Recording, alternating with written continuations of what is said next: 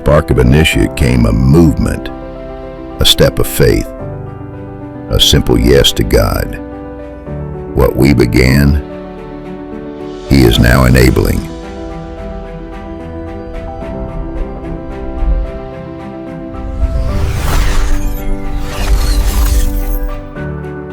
Last year we initiated worship, outreach, relationship, discipleship, small steps, big purpose. God was already preparing us for more.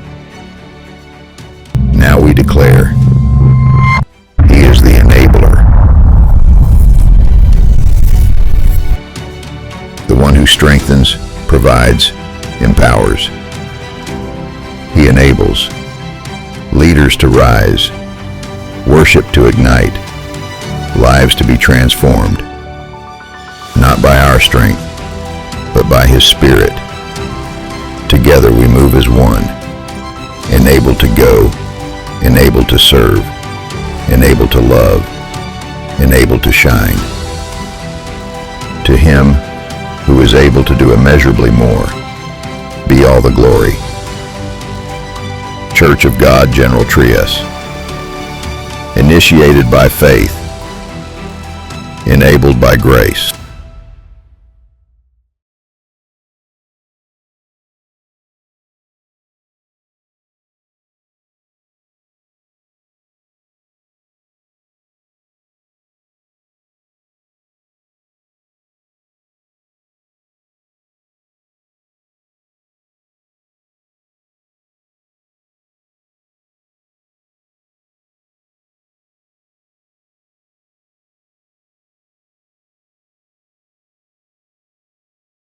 Taga namang Pasko na, daman nyo na ba ang Pasko, no? Just before we start, ay siguro nakikita nyo ang kakaibang get up ng mga nandito po no, ng ating team. Ayan, at may bit-bit din ako today. Talagang, talagang promo talaga yan. Because nais po namin kayong anyayahan on Saturday. Sa Saturday na po yan, ang ating second year na po na Christmas Cantata na pinamumunuan po ng YE, Youth Empowered. Ang title po nito ay Yugto. Ayan, isang Christmas special. So kung nais nyo pong mag-support sa gawain ito, available pa rin po ang ating mga merch. Ayan po ang ilan sa mga merch po natin. Punta lang po kayo sa labas. No? Kontakin nyo lang po si Sister Casey or si Sister Kat. Ayan, meron po diyang mga numbers, mga tao na ating contact person para mag-avail no, ng tickets and merch. Ayan. So, bigyan niyo lang po ako ng saglit na moment just to ayusin po ang aking gamit. And today ay pupunta na po tayo sa pag-aaral ng ating ng salita ng Panginoon. Ayan. Oh, talaga. Kasha. Thank you. Ayan. Thank you. Sige.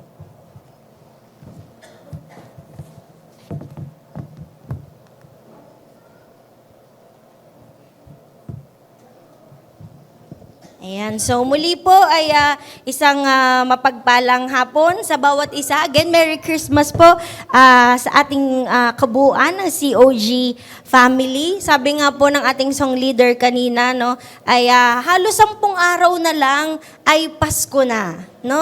O ba konting-konti na lang, no? For sure, kayo po ba nakapag-ready na po kayo sa araw ng Kapaskuhan? Ready na po ba ang mga menu natin sa Noche Buena? Ayan, ready na po ba? Or yung listahan po ng ating mga inaanak, kumpleto na po ba? Nailista nyo na po ba? Ayan, may 1 week pa po kayo para i-review ulit. Baka meron po kayong na-miss out na inaanak. Ayan, di ba? So marami sa atin nagre-ready na ngayon pa lamang po, no? Kasi nga, ang hirap makipagsabayan sa Christmas rush, no? Grabe, dito pa lang sa palengke, for sure niya marami po ditong mga taga dito sa Sunnybrook o dito na namimili sa Sunnybrook. Grabe, no? Ang pila ng tao dyan kapag week na po ng Kapaskuhan, no? Hanggang sa mga grocery stores, ay sobrang dami ng tao, punuan ng cart. Di ba minsan ma-experience natin yung isa lang yung naiwan natin, kondensada na lang, di ba? Tapos ang mga nasa unahan natin, mga 2-3 punuan na cart. Ang hirap, di ba? Makipagsabayan, ano po. Pero alam niyo po, sa kabila ng Christmas rush, ay ako po personally ay saludo po ako sa ating mga manggagawa na nagtatrabaho pa rin ng all smiles, no po. Bukal sa puso pa rin po tayong ina-accommodate. Kahit sila po mismo, personally, ay meron din namang mga sari-sariling kwentong Pasko. So, para magbigay ng pugay po sa ating mga manggagawa, no, I'd like to share with you this video. Panoorin po natin saglit.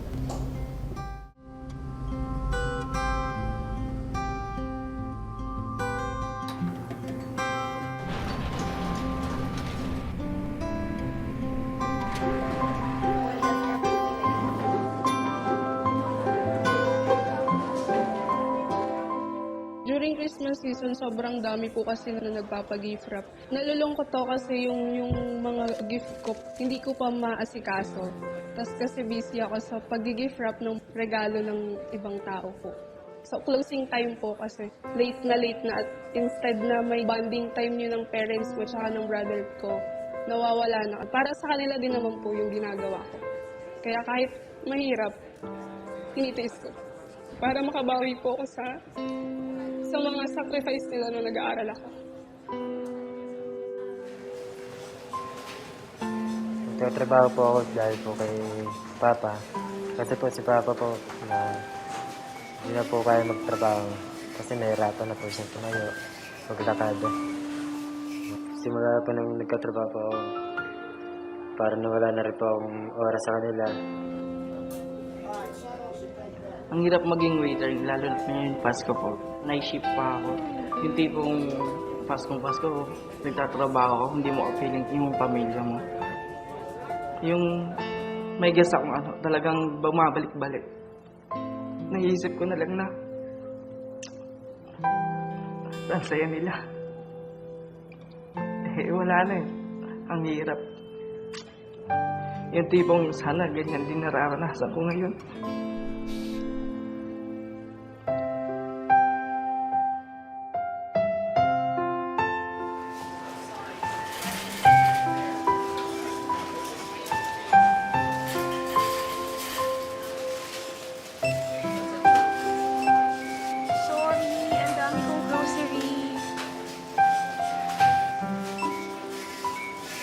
Miss, pwede pa bang humabol?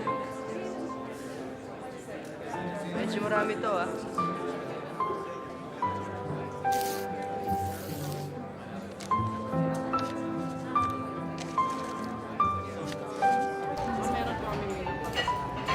Ano yun? Order pa na set meal.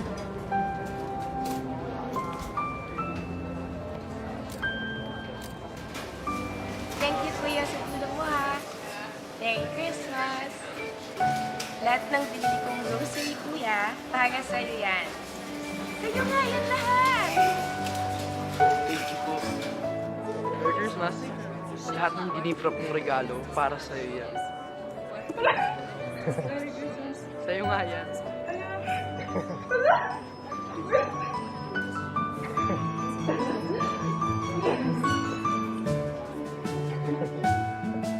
Merry Christmas! Itong mga in-order ko, well, actually, it's not for me. It's for you and your family! Ayan sila! Yay!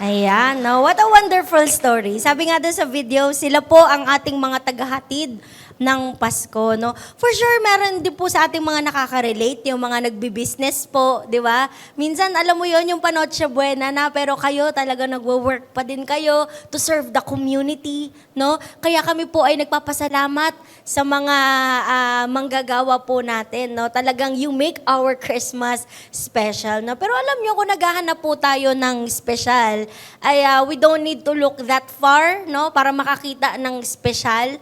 Dahil sa mga buhay po natin ay there are also people who make hindi lamang po ang ating mga Pasko na espesyal, ngunit higit sa lahat yung ating araw-araw. Amen? No? Mga taong laging sinisiguradong lagi may pagkain sa bawat nating hapagkainan kada uuwi po tayo. 'Di ba? Mga taong sinisigurado lagi tayo may mga malilinis na damit na ginagamit. Mga taong faithfully nagbabayad ng bills natin para maging comfortable, maging convenient yung ating buhay. 'Di ba? Nasa kabila po ng inflation, sa kabila po ng kaliwat kanan na pagtaas, matitinding tax, no? Faithfully pa rin sila nagbabayad for us, 'di ba? Para po sa atin, no? Mga taong naghahatid, nagsusundo sa atin kahit sila mismo pagod sa trabaho, 'di ba? Tatawag ka lang, pasundo naman ako, please. Ayan na sila, 'di ba? One call away, no?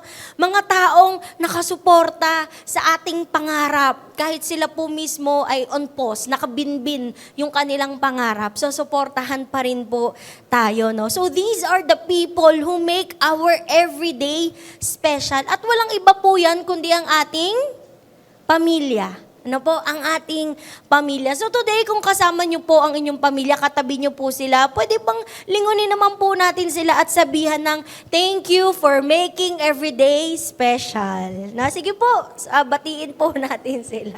Diba? Yung iba parang ayaw, diba? Parang ang cheesy naman. Diba? Parang hindi ba sila sanay na maging sweet, diba? No? So, since tayo po ay pinag-uusapan po natin, nasa buwan po tayo ng Kapaskuhan, of course, pag-uusapan po natin today ang family, but in the light of the Christmas season. So, ang message po natin today ay pinamagatang, family is love. Diba? Ang lakas maka-ABS-CBN. Station ID. So, ang mensahe po natin ay manggagaling in Matthew chapter 1, and Luke chapter 2, no? Hindi na po natin babasahin ito. For sure, ilang beses nyo na itong nadaanan in your Christian journey. And it is also one of the reasons why I encourage everyone na magdadala po tayo ng Biblia upang sa didiscuss po natin, no? As the word of the Lord is being preached, makakasabay po tayo as we go along. So, ayan po. So, continuing on, alam nyo, ako hindi ko po sure kung sasang-ayon kayo sa akin, no? Pero alam nyo, parang itong panahon ng Kapaskuhan na ito, no? Itong Pasko na ito ay iba sa mga nakaraang Pasko, sa mga nagdaang Pasko. No? Parang today, hindi natin masyadong dama ang diwa ng Pasko. Di ba? Madaming mga late nang nag-decorate. No? Minsan yung iba, hindi na nagpapailaw ng Christmas light kasi nga, nadagdag lang yan sa kuryente. Di ba? Gano'n, no? Mga late na, medyo madalang, I don't know, sa mga nagbi-business po, pero parang hindi gano'n ka buhos ang mga customers today. No? Iba talaga ang Pasko sa taong ito. And it's hard na sabihin Merry ang Pasko today because of what's happening around, di po ba? Until now ay marami pa rin po tayong mga kababayan na nagre-recover pa lamang po sa epekto ng nakaraang bagyo at lindol. Alam po natin yan, di ba? Sa Cebu, no? Sa iba't ibang parte pa ng ating bayan, no? And we can't help but think and pray for them. Kasi paano kaya sila lalo na tong darating na Kapaskuhan, di ba, nagre-recover pa lamang po sila, no? And tayo rin, no, nakasubaybay pa rin tayo sa nangyayari sa ating gobyerno. Pinapanalangin po natin ang ating mga leaders, di ba? We are praying for accountability, we're praying for reforms, for changes, no, sa ating government. So, ito yung kinakaharap, no? Ito yung itsura po ng ating Pasko sa taong ito, no?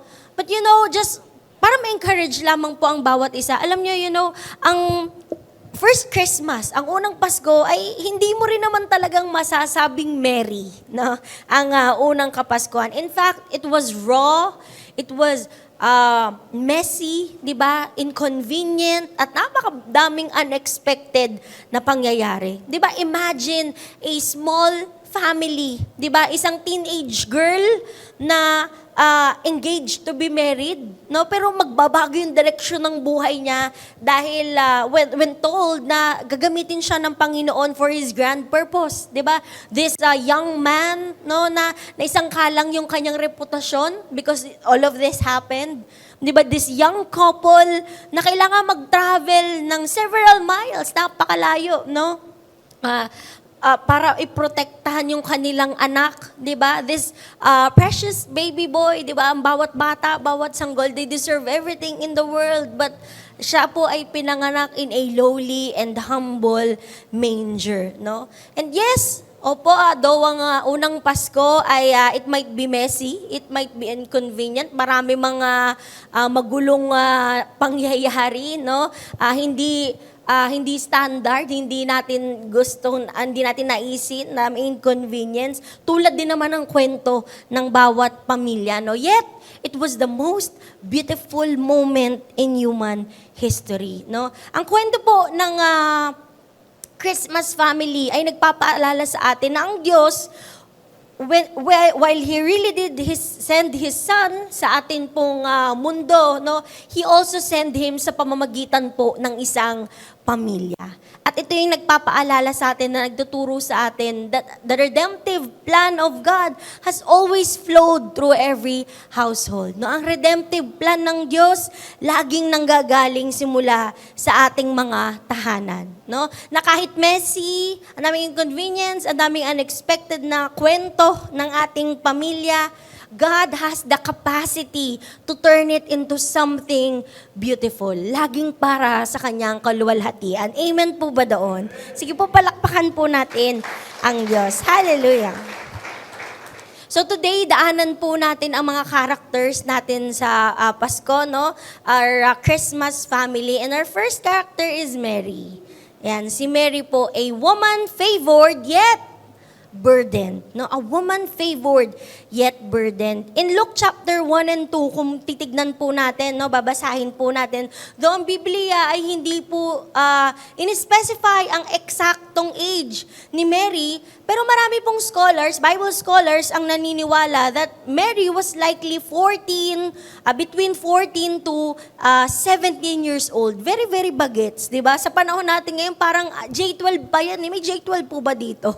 Ayan. Or YE. Ayan, YE pa si Mary nung time na to. So imagine, no, J12 or YE, yung kanyang age range. Pero ito yung mangyayari sa kanya, no? Ito yung gagamitin siya ng Panginoon for a grand purpose. So this young Jewish girl from Nazareth, isa pong bayan na hindi po kilala, very, very simple lamang, no? And yet, the scripture says that she was highly favored. In Luke chapter 1 verse 8, no, the angel went to her and said, "Greetings, you who are highly favored. No, the Lord is with you."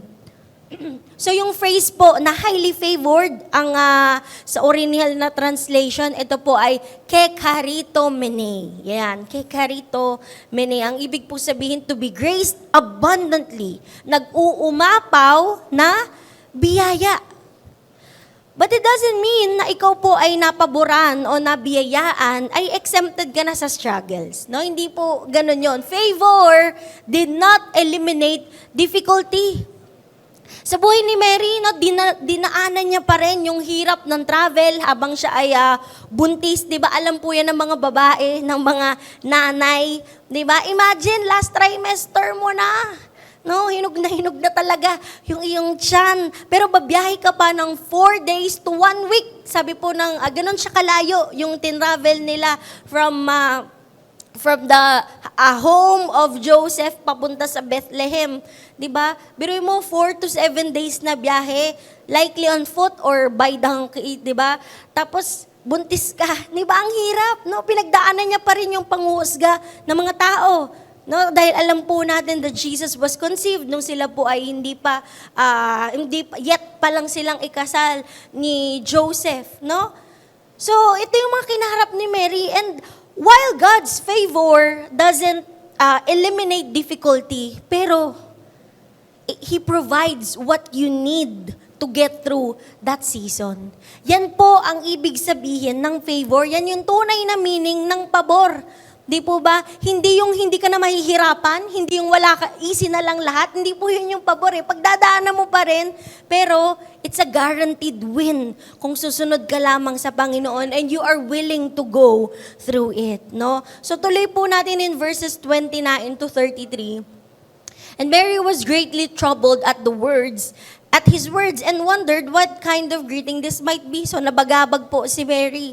But the angel said to her, "Do not be afraid, Mary. You have found favor with God. You will conceive and give birth to a son, and you are to call him Jesus. He will be great and will be called the Son of the Most High. The Lord God will give him the throne of his father David, and he will reign over Jacob's descendants forever. His kingdom will never end." Habang binabasa ko to, no, I can't help but put myself in Mary's shoes kasi nga, pares naman kaming nanay, no. So, iniisip ko to, siguro hindi pa tapos magsalita yung anghel, in-overthink ko na lahat ng kanyang sinasabi, no. Iniisip ko na agad, teka lang, paano ko siya papalakihin, di ba? Kasi hindi naman siya katulad ng ordinaryong bata lang. We are talking about the Son of the Most High. Si Jesus, itong pinag-uusapan, di ba? I mean, capable ba ako? Di ba, enough ba yung aking kaalaman to mother this child? No? Yun yung aking iisipin. Pero, kung babasahin po natin, balikan po natin itong verse, no? Notice na yung angel, shift niya yung focus into Jesus. Hindi po sa katauhan ni Mary. Di ba? Ang sabi ng anghel, ang tanging sinabi lang niya kay Mary, "You are highly favored." Yun na yun. No? Pinaboran ka ng Diyos. Ikaw ay biniyayaan. That's it. Now, going to Jesus, ito siya, di ba? He's Son of the Most High. He will reign forever.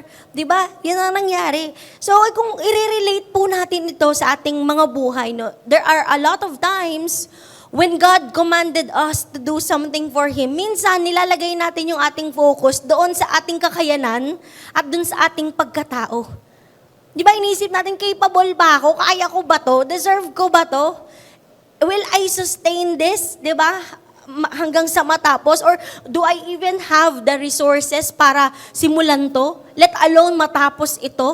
Di ba? Magagawa ba ito talaga? Magiging successful ba? Minsan ganun kagad yung iniisip natin, but really, tulad po ng kwento ni Mary, you only need one thing. And that one thing is the favor of God. No? Kailangan lang natin ng pabor ng Diyos. And God only needs one thing from you. At yun na iyong pagsunod. Yun na yung iyong pag-oo sa Panginoon. Hindi kanya hihilingan ng kung ano-ano mga bagay, kung ano-ano mga requirements tulad ng mga trabaho ngayon. Di ba? Yung kakagraduate mo lang pero kailangan 10 years of experience. Kakagraduate pa lang, nasa sinapupunan pa lang, nagtatrabaho na. Di ba? Minsan gano'n, no? Si Lord hindi kanya hihinga ng ganong katitinding requirements in order to do His plan because He has the power. He has the resources to do that. Ang kailangan lang niya sa'yo, yung pag-oo mo. Ang kailangan lang niya sa'yo, yung iyong pagsunod. So instead of focusing in our inability, yung mga bagay na hindi natin kayang gawin, yung mga bagay na kulang tayo, let's shift our focus on God's ability. Sa kakayanan at sa pagkatao ng ating Panginoon. Pwede po ba nating palakpakan si Lord? So our next character, no? Kanina si Mary, now si Joseph. Now, Joseph, a righteous man when love was costly. That's in Matthew chapter 8 verses 18 to 25, no? Siguro marami na kayong mensahe na narinig na ang highlight lagi si Mary, di ba? Usually si Mary, no, ang highlight. Pero alam niyo, napaka-underrated ng character ni Joseph. But the scripture gives him a great description. Napakaganda po ng pagde-describe kay Joseph ng Biblia. In verse 19, sinabi po, no, that Joseph was a righteous man. Na he was a righteous man, sabi po sa NASB na salin, no. In NIV, sinabi po that he was faithful to the law. And in King James or New King James, ang salin po dito, a just man. No? Ang ganda ng description kay Joseph. And righteous means dikaios, ang original pong itong salin sa Griego, no? Na ang ibig pong sabihin ay righteous, upright, or a life aligned with God's standard. So pasok sa banga yung character ni Joseph, pasok sa standard ng Diyos. Now, ang dilemma ni Joseph, no? Si Mary, buntis siya, pero hindi biologically sa kanya, no? Kasi nga hindi pa nila nako-consummate yung kanilang marriage kasi engaged pa lamang sila. But by law, sabi po sa Deuteronomy chapter 22, ang pwedeng mangyari kay Mary ay mapapahiya po siya, no? Pwede siyang mapahiya publicly or worse, mapaparusahan si Mary. Pero in verse 19, sinabi po dito, no, na si Joseph, he didn't want to disgrace her. Kaya nga ang ginawa niya, iniisip niya, i-divorce na lang siya quietly, no, privately, no? Sa kultura po ng mga Hudyo, alam kong ilang beses na po natin yan napag-usapan po sa ating mga mensahe, no? Iba ang kultura ng mga Hudyo when it comes to engagement and marriage, no? Engagement pa lang, seryoso na, malalim na. So, if you think that you want to call off the engagement, ay kailangan i-divorce mo. No, ganun na siya kalalim, divorce na kung ayaw mo nang ituloy ang inyong kasal. No? And Joseph, sa kanyang kalagayan, he has every societal reason para umiska po, ayan, to walk away. Di ba? Kasi kung tutusin, malinis na siya doon. Di ba? Labas siya sa kung anong nangyayari kay Mary at sa pinili ni Mary. But he stayed. No? Joseph stayed and he fulfilled the role of being a husband and a father. No? Si Joseph, hindi lang po siya basta individual na nagkaroon ng anak. Di ba? He really became an earthly father to Jesus. No? Ang kwento po ni Jose, ang nagpapakita sa atin na ang Diyos, He did not just entrust Jesus to Mary's womb. Pero in-entrust din ng Panginoon, in-entrust din ng Diyos si Jesus into the character of Joseph. Nung pinili ng Panginoon si Maria, no, gamitin ng Diyos for His great plan, hindi lang niya tinake account yung kabutihan ng puso ni Mary, yung pagiging masunurin ni Mary, yung pagiging humble ni Mary, but tinake account, kinonsider din ng Diyos yung character ni Joseph, na siyang magiging mabuting earthly father ni Jesus. And clearly, he was a man of God. Na po, malaki yung kanyang ambag as to how Jesus was being prepared growing up. Di po ba si Jesus? Masipag, he was a carpenter, no, na siyang namanan niyang profession sa kanyang tatay. No? So, ipinapakita sa atin ng kwento ni Joseph what a character of a godly husband and father should be. Di ba? Matututunan natin sa kwento ni Joseph, no? Ito yung kanyang mga ginawa. He covered, not exposed. He protected, not abandon. No? Cover, not expose. Protect, not abandon. Hindi po yung tayo pa yung number 1 na basher ng ating asawa. Di po ba? No, yun yung ginawa ni Joseph. Di ba? He covered and protected. Remember in 1 Corinthians chapter 13 verse 7, ang sabi po doon, love always protects. Love always protects. Ang tunay pong pag-ibig, it actively shields. It defends and safeguards others. Hindi po ibig sabihin nito na mangungunsinti na tayo o magko-compromise na po tayo, no? But as we strengthen the other person against harm, habang ipinapanalangin po natin yung kanilang healing, di po ba? Nire-reflect din po natin yung pag-ibig ni Kristo sa kanila. No? A selfless and enduring kind of love. Another thing na matututunan po natin kay Joseph, being a godly husband and father, yung kanyang pagsunod sa Panginoon, his obedience to Christ, and his faithfulness in leading the family. No, bukod po sa dinescribe po siya ng Biblia bilang man faithful to the law, ay 3 times din po siyang binigyan ng specific na instruction, no, ng Panginoon through an angel. Diba? First, in Matthew chapter 1, nung nagpakita po ang anghel to tell Joseph about Jesus and his grand plan and purpose sa kung paano niya gagamitin silang dalawa ni Mary. no, yung kanilang buhay. The second one is in Matthew chapter 2, no, nung pinanganak na po si Jesus, ininstructan po sila ng anghel, no, because Herod wanted to do harm sa buhay ng kanilang baby, no, ni Jesus. So ang ginawa nila ay they escaped to Egypt. Sabi ng anghel, binalaan sila, punta kayo sa Egypt. And the third one was when Herod died, no, pinababalik na sila ng Panginoon into Israel years after. But then nung nalaman po ni Joseph na ang pumalit kay Herod ay yung kanyang anak, at ito pa ay kilala bilang ruthless na hari, ay bilang pagpoprotekta sa kanyang pamilya, hindi na sila umuwi mismo sa bahay ng kanyang ama, pero nagsettle down na lang sila sa Galilee, sa Nazareth. No? Kaya nga po, dito na fulfill yung propesya na si Jesus, the Savior, will be a Nazarene. Yan. So, in all this, makikita po natin dito, no, that Joseph led his family faithfully to God's plan and purpose. No?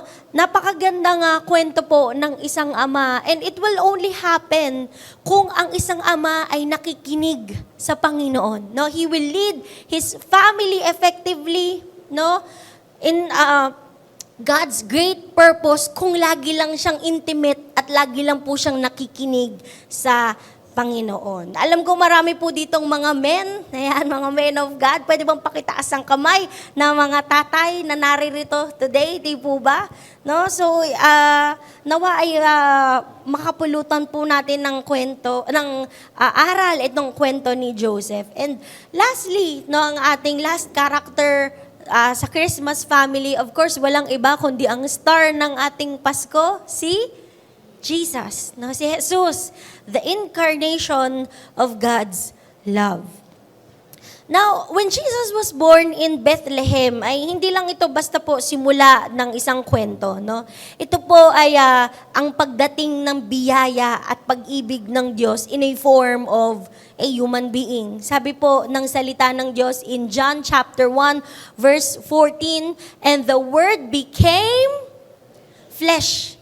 The Word became flesh and made His dwelling among us. So sa pamamagitan po ni Jesus, hindi lang po basta dineclare ng Diyos yung kanyang pag-ibig sa atin. Hindi lang niya sinabi, basta mahal ko kayo, no, kayong mga anak ko, di ba? Hindi lang niya basta dineclare ang kanyang pag-ibig, pero bumaba siya, no, nagkatawang tao. Pinili po niyang maglingkod. He breathed the same air that we breathe.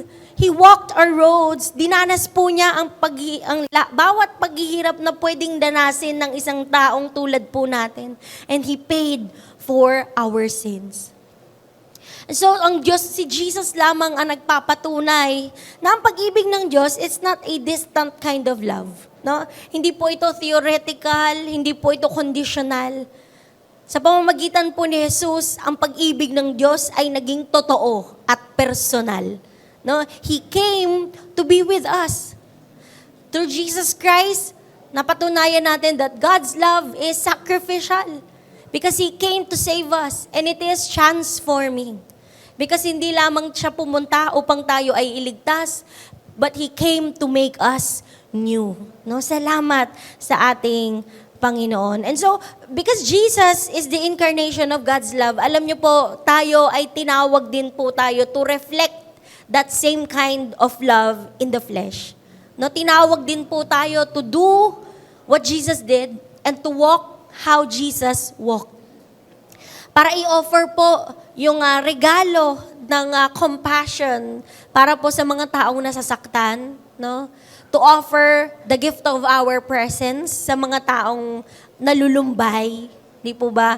Kapatawaran para sa mga taong broken, kasi alam naman po natin na hurt people are broken, no?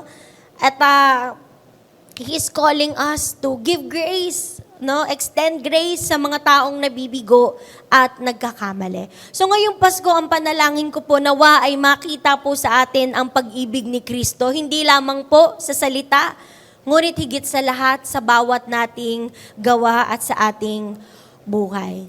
So let me ask you today, nais ko pong isipin niyo po ito ng maigi, walang eme-eme na sagot. Ayan. Kayo po ba, do you really think, no, does your family feel your love for them? Sa tingin niyo po ba nararamdaman ng inyong pamilya yung inyong pong pag-ibig sa kanila? Yan. Tayo lamang po ang makakasagot nito, no? Kasi iba yung alam nilang mahal mo sila kasi madalas naman nating sinasabi, no? Pero iba yung dama nila, yung pagmamahal ng Diyos sa pamamagitan po natin, no? Sometimes we say we love them, but we act otherwise. Diba, sinasabi nating mahal natin sila, pero lagi ka nakasinghal. Diba? Lagi kang ganon. Sinasabi nating mahal natin sila, pero lagi naman tayong naninigaw.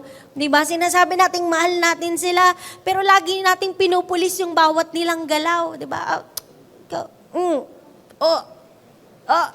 Diba? Laging ganon, no? Minsan mas importante pa sa atin yung behavior kaysa sa ating relationship sa kanila. Diba? Sinasabi nating mahal natin sila pero hindi natin sila mapatawad. Diba? That's saying we love them but we act otherwise.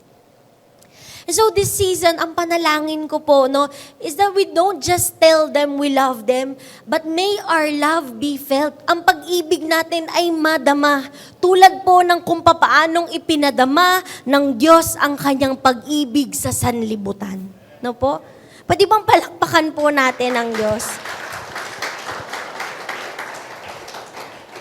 Now, paano po natin ito maisasagawa? No? How are we going to live like the Christmas family? So here are some ways, practical ways, paano po natin maia-apply yung ating mga takeaways sa hapon pong ito during this Christmas season. So living like the Christmas family, no, para po sa mga pamilya, ang challenge po sa atin is to make room for Jesus. To make room for Jesus. Kaka-message lang po ito ni Pastor Dan last week, di ba? Making room for Jesus. Nung unang Pasko, no, walang room para sa mag-anak na ito, walang room sa inn, no? Hindi sila makapasok, di ba? But ang dalangin ko ay hindi maging ganon yung ating bawat tahanan, no? Nawa, meron tayong room always for Jesus. So we make room for Jesus sa pamamagitan po ng ating mga family devotions, no? Alam niyo, iba yung personal devotion, iba rin po yung family devotion. Yes, lumalago po tayo sa ating mga personal devotions, pero iba rin yung nakakasama natin ng ating pamilya in studying and digging deep sa salita ng Diyos. Because family devotions, this is where we as parents, nagkakaroon po tayo ng chance to teach children spiritual insights na dadalhin po nila growing up. Diba? Minsan tayong mga magulang, iniisip natin, bata pa hindi pa nila masyadong maiintindihan. Diba? But you know, ang trabaho lang natin ay magtanim ng magtanim, Diyos ang magpapalago. Di po ba? So it doesn't matter, maliit man ang ating mga anak, isama po natin sila, no? And next, let's pray together and worship as a household. Nangyayari po ba ito sa ating mga tahanan? No? Sino po dito yung mga families na nanalangin magkakasama, nagwo-worship together magkasama? Pwede po bang itaas ang mga kamay? Yan, parang para mga iilan lamang na, well, you know, hindi pa naman po huli ang lahat, lalo na po this Christmas season, no? Bakasyon po tayo, marami tayong time na tayo ay nasa bahay, gamitin po natin, no? Yayain po natin sila to pray together and to worship as a household, no? Kasi ang ating mga tahanan, they are little churches. Diba? Because when the service is over, ang pagiging iglesia hindi po natatapos. Diba? Even when the service is over, the church goes on because we are the church. Di po ba? Lumilipat lang tayo ng lugar, pero ang iglesia nananatili. No? Hindi ito natatapos pag nagsara na po yung pinto dyan, next Sunday na po ulit ang church. Hindi po. Diba? Ang church lumilipat lang sa mga tahanan, but we continue to be the church. No? We are still the church. Lastly, make church a priority. not just an option. Now, ito naman po yung tinutukoy po natin na mga church services, no? This is where we bilang iba't ibang pamilya, no po, we come together to worship the Lord. Hindi po yung dito pa lang po tayo sa church matututong mag-pray, di ba? Hindi po yung dito pa lang tayo sa church matututong mag-worship, magtaas ng kamay, di ba? Kasi yung mga bagay na yan, unang natututunan sa bahay. No po? Unang natututunan sa bahay. But let's make the service, no, a priority. Let's make our Sabbath holy and our Sunday worship a priority. And next po, para sa mga magulang or para sa mga primary caretakers po ng bawat tahanan, no? Ang challenge po para sa atin is to lead with Joseph's integrity. Now is the high time for us parents na talaga namang i-disciple yung ating mga anak. No? To be intentional sa pag-form po sa kanila ayon sa kalooban ng Diyos. No po? Kasi kung hindi po tayo ang magpupuno ng kanilang isip with the Word of God, ay pupunuin po ito ng basura ng mundo. Remember, ang mga bata, napakabilis lang po matuto. Di ba? They pick up things in an instant. Kaya nga, di ba, anong nangyayari? May mga, parang di na ako makarelate sa mga anak ko.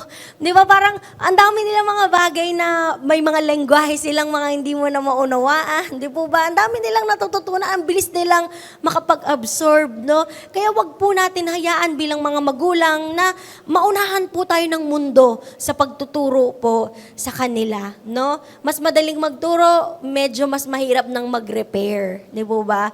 And, I'm not just talking about our children, no? Pero ang tinutukoy ko rin po, our relationship as husband and wife, no, as well. Si Joseph, he really stood as a leader sa kanilang pamilya, no? Pero alam niyo po, minsan ang nakakalungkot lamang dahil modernize na po yung ating panahon, no? No shade naman po sa mga tatay na naandito. Pero, minsan, may mga nakikita po tayong pamilya na parang si Mrs. pa minsan yung nag-initiate, di ba? Si Mrs. pa minsan yung nagli-lead, no? Sa kanilang family. But minsan may mga makikita po tayong gano'n, no? But this is just a reminder para po sa mga haligi po ng ating tahanan. Natindigan po natin ang pagkakatawag ng Diyos sa atin bilang ama, no? Lead with Joseph's integrity, kung paano niya po iningatan, pinrotektahan, at paano siya tumayong leader sa kanyang pamilya, no? Ganon din po, tuparin po natin ang original na disenyo ng Diyos for every family, no? And for young mothers and young women, no, ang challenge po para sa atin is to walk in Mary's faith. Being a homemaker, it requires selflessness, 'di ba? Grace. At ito yung klase ng pag-ibig na nais ng Diyos na ma-incarnate sa ating mga tahanan. Na sa bawat po nating pagsunod, sa bawat katapatan po natin sa paggawa, ay maalala po natin na walang anuman dito sa mga ito goes unnoticed. Lahat po ay hindi nalilingid sa paningin ng Diyos. Nakita ng Diyos ang lahat ng ating paghihirap na minsan kahit hindi tayo nakakarinig ng thank you, di ba? Minsan underappreciated po tayo, but that's okay, di po ba? Dahil Diyos ang nakakakita for all our faithful service. Tulad nga po ng sinabi ko sa fellowship ng ladies, no? Weariness is a privilege to the faithful. Uulitin ko, no? Gusto ko pong ma-take away nyo po ito sa hapong ito, no? Weariness is a privilege to the faithful. Ang pagkapagod, pribilehiyo ng mga taong nagtatapat. No? Ang pagkapagod ay pribilehiyo ng mga nagtatapat. Isa pong pagpapalang mapagod na gumagawa ng ipinapagawa ng Panginoon. Amen? No? Kaya ka napapagod kasi tapat ka. Kaya ka napapagod kasi nagpapatuloy ka. Kaya ka napapagod kasi nagpo-push through ka. Kaya ka napapagod because you show up every day. Kaya ka napapagod kasi may ginagawa ka para sa Panginoon. Kaya tindigan mo ng mainam yung pagkakatawag ng Diyos para sa iyo. And lastly, for everyone, para sa atin pong lahat, receive Christ, the true gift of Christmas. You know, Jesus came not just to be admired, di ba? Tulad ng ating inawit kanina, no? Come, let us adore Him. Pero ang Panginoon, He did not just come to be admired. He came to be received. He came para tanggapin po natin siya. And John 1 verse 12 says, "Yet all who receive Him, all who believed in His name, He gave the right to become children of God." No? To become children of God. Napakalaking pribilehiyo po na maging anak ng Diyos. No po? Madalas sinasabi na ang Pasko, panahon po ng pagbibigayan. Yes, it's true. No? Ito po ay panahon ng pagbibigayan. But be reminded that this season, meron rin pong nais ang Diyos na tanggapin nating biyaya. So receive Him today. No? Receive Him today. Nais niyang tanggapin mo siya at ang lahat ng nais niyang ipagkaloob sa iyo. And as I end, ang unang Pasko po ay hindi lang basta kwento ng kapanganakan ng isang sanggol. Ito po ay kapanganakan ng napakagandang plano ng Diyos to redeem every families. So today, for every broken and hurting families na nandito po ngayon, receive Him. Receive His love. Receive His forgiveness. Receive His favor. Receive blessing from Him. He has the capacity para muling pagalingin, para muling buuin ang inyong pamilya.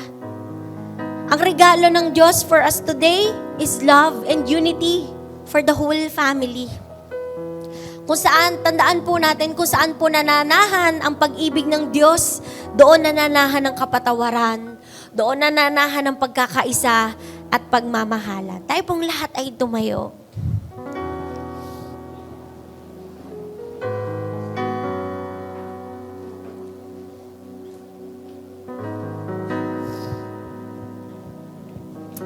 And today, as we come before the Lord,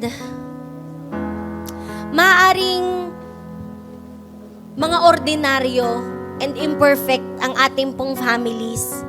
But it doesn't matter, no? It doesn't matter if you are an imperfect family. What matters is that you are a surrendered family. Ulitin ko, no? It doesn't matter if you're an imperfect family.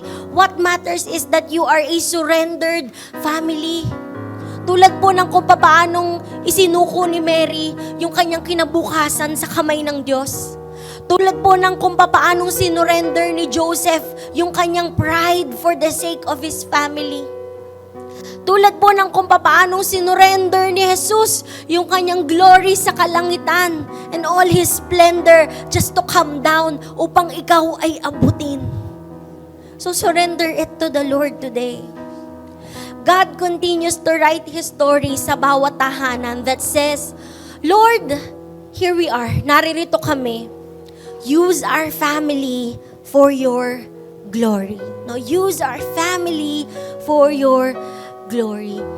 And as we worship today, no, bago po tayo umawit sa Panginoon, I challenge every family today, kung kasama niyo po ang inyong pamilya, kung katabi niyo po sila, can we pray together? No? Kung kaya niyo po silang akbayan, hawakan ng kamay, kung nandito po ang inyong mga anak, sama-sama po tayo. No? I challenge every father here today, ipanalangin po natin yung ating pamilya, kung kaya niyo po silang i-lay hands. No?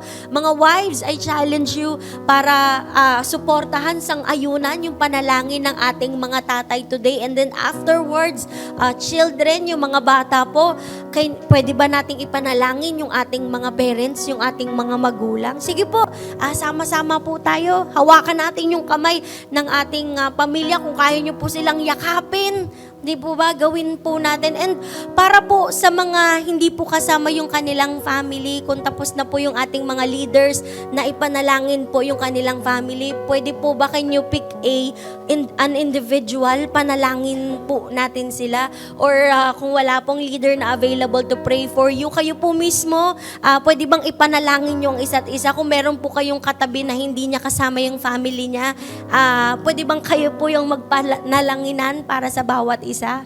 No, sige po, wag po tayong mahiya. The reason why we go to church, hindi lang para tumanggap, pero para maging pagpapala sa iba. Amen po ba? No? So grab this opportunity para maging pagpapala at maging kalakasan po ng iba. Sige po, tayo po ay manalangin. Sama-sama po tayong manalangin. Panalangin po natin yung ating families. Hallelujah. Giving is part of worshiping.